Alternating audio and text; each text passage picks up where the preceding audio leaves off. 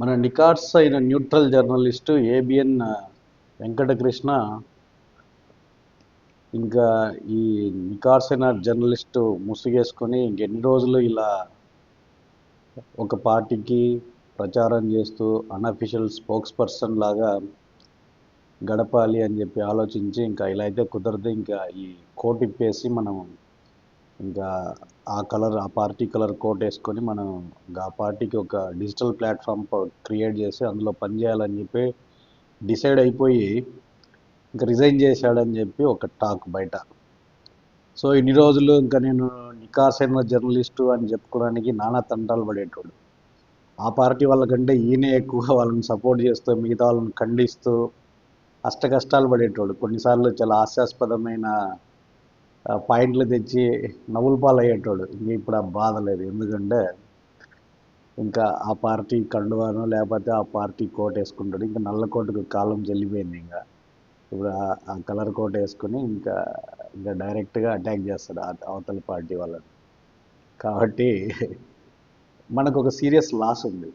ఇంతవరకు ఆ నికార్స్ అయిన న్యూట్రల్ జర్నలిస్ట్ వేషంలో మనకు చాలా టైంపాస్ కామెడీ క్రియేట్ చేసేటోడు.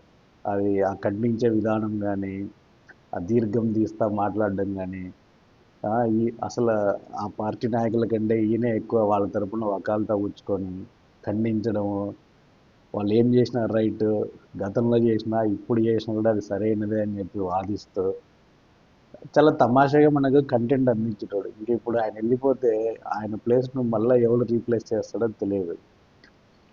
ఇది మనలాంటి ఫ్యాన్స్ అందరికీ చాలా లాస్ ఇది.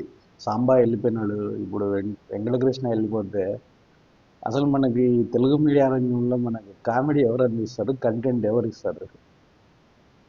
I really feel that's a big blow to all the people who love the comedy and the neutral journalism in Telugu. Let's see who is going to replace and backfill Venkatakrishna. ఇంకా పోనీ ఇక్కడ loss అయింది, maybe ఆయన అక్కడికి వెళ్ళేసి కొత్తగా ఏమన్నా content create చేసి మనల్ని అందరిని ఎంటర్టైన్ చేస్తారో చూద్దాం. Anyhow, if this news is true, then we wish all the best to mister Venkatakrishna and hope he is going to rock there and entertain us more than what he used to do. All the best, Venkatakrishna.